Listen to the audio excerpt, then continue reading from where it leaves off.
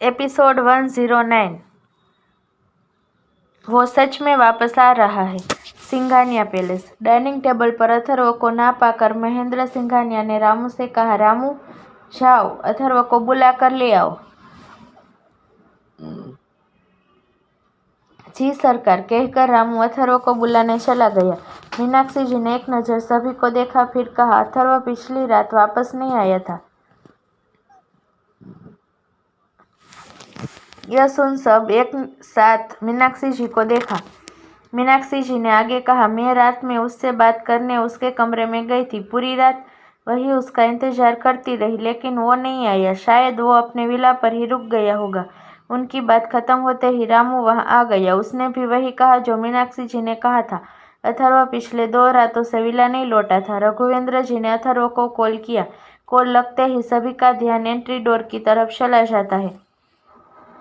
अथर्व हाथों में फोन लिए दरवाजे पर रुक गया था। उसकी हालत देख सभी के होश उड़ गए। उसके हाथ पैर और सिर पर पट्टियां बंधी थी। उसके कपड़े कई जगह से फटे हुए थे। किसी ने भी उसे इस हालत में देखने की कल्पना नहीं की थी। फिक्र भरे लहजे में मीनाक्षी जी ने अथर्व से पूछा, अथर्व यह सब कैसे हुआ? तुझे इतनी चोट कैसे लग गई? अथर्व ने कहा, मोम कुछ नहीं हुआ है, मैं अभी ठीक हूँ। फिर सभी से कहा, मुझे माफ करिए, मैं आप सबको बता नहीं पाया। मेरी कार का एक छोटा सा एक्सीडेंट हो गया था, लेकिन अब सब ठीक है, तो आप सभी भी बेफिक्र रहिए। कहकर अथर्व मुस्कुराया और अपने कमरे में जाने लगा। जख्म गहरे नहीं थे, वो चल पा रहा था, पर क्या सच में उसका एक्सीडेंट हुआ था? यह सवाल किसी के मन में नहीं आया, सिवाय प्रत्युष और महेंद्र जी के। अथर्व ने सालों पहले अपनी इमेज घर में एक समझदार और शांत इंसान की बना ली थी। सब आंख बंद करके उसकी बात पर यकीन करते थे, सबसे ज्यादा रघुवेंद्र सिंघानिया। अगर अथर्व दिन को रात कह दे, वो उस पर भी भरोसा कर लेंगे। उनके और अरशद के बीच मनमुटाव की पहली वजह अथर्व का समझदार बिहेवियर ही था। रूम में आकर अथर्व ने अपने कपड़े निकालने के बाद एक नज़र अपनी चोट को देख उसने मुठ्ठियां भींच ली। उससे गुस्सा आ रहा था खुद के ऊपर। उसका पूरा परिवार उस पर आंख बंद करके भरोसा करता था, पर क्या वो भरोसे के लायक था? नहीं। वो एक गैर जिम्मेदार के साथ साथ एक हारा हुआ इंसान था। वो एक लड़की के कहने पर पिछले 2 सालों से वो काम करता आया था जिसने उसे उसकी नज़रों में गिरा दिया था। वो एक मोहरा बन गया था। वो एक ड्रग सप्लायर बन गया था। जो बॉक्स उसने 117 को दिया था, उसमें कुछ और नहीं बल्कि ड्रग्स था। उसकी चोट की वजह भी उसका काम ही था। 2 दिन पहले जब वो ड्रग्स लेने गया था, वहाँ राकेश नाम के एक आदमी ने उसे पहचान लिया था और उसका मजाक उड़ाने लगा था। उस वक्त उसने उस पर हाथ उठा दिया था। वो भूल गया था जिस दुनिया में एंटर कर चुका है, वहाँ गलतियों की माफ़ी नहीं मिलती। अगर मिलती है तो सिर्फ सज़ा। पिछली रात का बीता मंजर एक बार फिर उसकी आंखों के सामने चलने लगा। वो पैलेस लौट रहा था जब राकेश के आदमियों ने उसे घेर लिया। वो अकेला था और सामने राकेश का पूरा ग्रुप। वो जानता था वो उनसे नहीं लड़ पाएगा, फिर भी उसने उनके सामने घुटने नहीं टेके। राकेश गुस्से में दांत पीसते हुए बोला, देख अमीरजादे, चुपचाप मेरे पैरों में गिर के माफ़ी मांग ले, मैं तुझे बख्श दूंगा। इस पर अथर्व उसका मजाक उड़ाते हुए हंसने लगा। उसने हंसते हुए ही कहा, अबे तू कौन है? औकात क्या है तेरी? मत भूल, तू बस एक मामूली गुंडा है जिसे कोई नहीं जानता। मैं भी नहीं, लेकिन तू मेरे बारे में सब जानता है। मतलब समझ रहा है? मेरी औकात तुझसे कहीं ज्यादा है। यह सुनते ही राकेश ने अथर्व को नीचे पटक दिया और चिल्लाते हुए बोले, क्या कहा तूने? एक मामूली गुंडा? अब मैं बताता हूँ यह मामूली गुंडा तेरे साथ क्या कर सकता है। राकेश ने अपने आदमियों को इशारा किया। अगले ही पल उसके लोग अथर्व पर लातों मुक्कों की बरसात करने लगे कि तभी अचानक से गन चलने की आवाज आई। राकेश जख्मी हालत में जमीन पर गिरा, दर्द से तड़पने लगा। गोली उसकी थाई में लगी थी। वहां मौजूद सभी चारों तरफ देखने लगे। सड़क का वो इलाका सुनसान पड़ा था। तभी दूर से कुछ गाड़ियां उनकी तरफ आती हुई दिखाई पड़ी। राकेश के आदमियों राकेश को वहीं छोड़कर रफू चक्कर हो गए। कार अथर्व के झट सामने आकर रुकी। कार के फ्रंट सीट पर ड्राइवर के साथ डैनियल था। उसने समझने में देर नहीं लगी, अरशद भी उसी कार में था। उस पल वो अरशद से बात करना चाहता था। वो उससे अनन्या के बारे में पूछना चाहता था, लेकिन उसके कदम उस पल थम चुके थे। एक पल के लिए अरशद और उसकी नजरें मिली। वो आज भी बिल्कुल पहले की तरह था, वही रंग रूप, वही ओरा। अरशद की कार 2 मिनट तक उसके सामने रुकी रही, फिर पीछे चली गई। अरशद के लिए किसी की जान लेना आसान हो सकता था, लेकिन अथर्व के लिए एक किसी बुरे ख्वाब से कम नहीं था। उसने राकेश से बात की और उसे कार में बिठाकर हॉस्पिटल ले गया। पिछली रात जो हुआ वो सब याद करते हुए उसने कहा, उसने मेरी जान बचाई, मेरे सामने भी आया। इसका मतलब मोम सच कह रही थी, वो वापस आने वाला है। तो क्या अनन्या अब पूरी तरह से ठीक हो चुकी है? हाँ, वो ठीक हो चुकी है, वो ठीक हो चुकी है। तभी अरशद ने मेरी जान बचाई। इस एक ख्याल से उसके सारे दर्द मिट दी। खुशी की एक लहर उसके होठों से होते हुए उसके कान छूने लगी। दरवाजे पर खड़े महेंद्र जी और प्रत्युष अथर्व को पूरे 3 साल बाद इतना खुश देख रहे थे।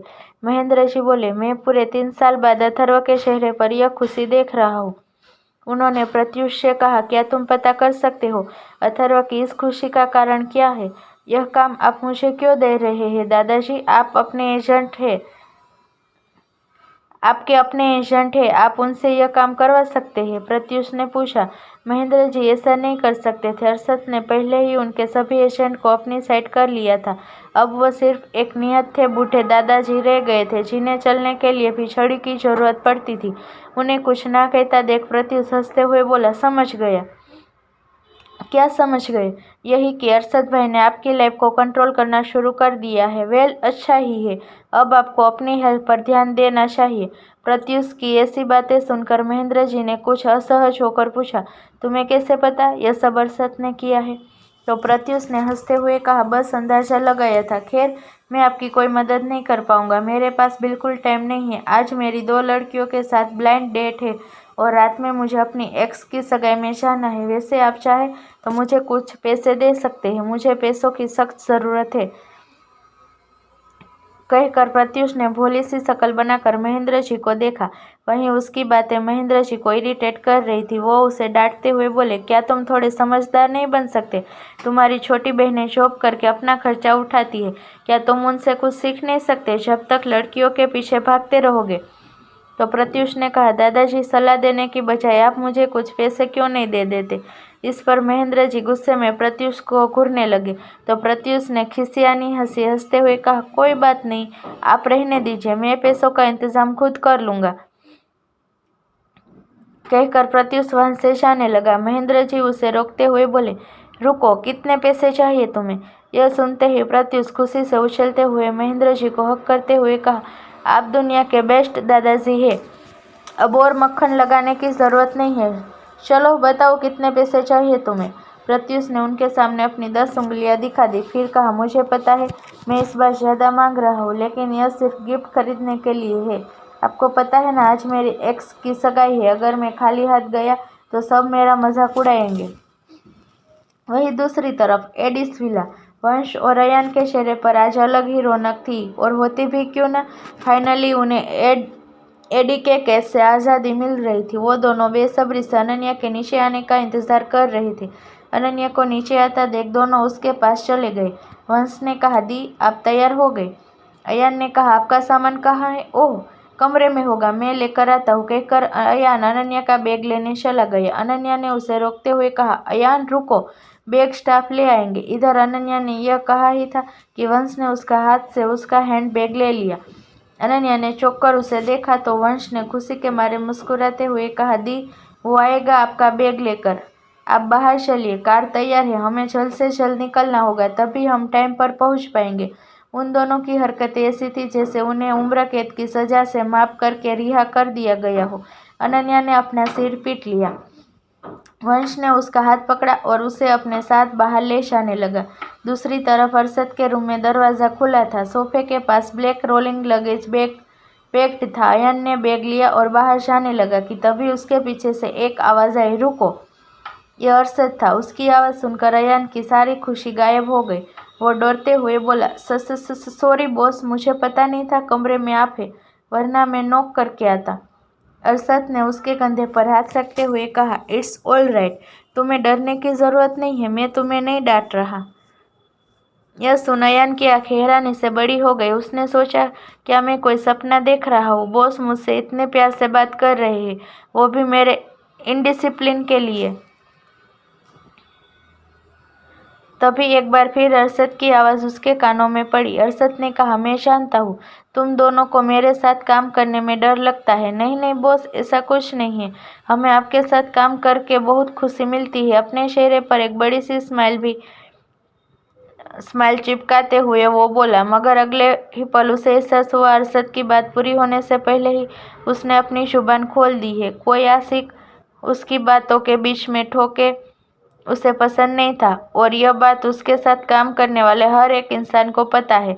अयान खुद को कोसते हुए बोला, क्या जरूरत थी बीच में मेंढक बनकर टपकने की? लग गई ना लंका।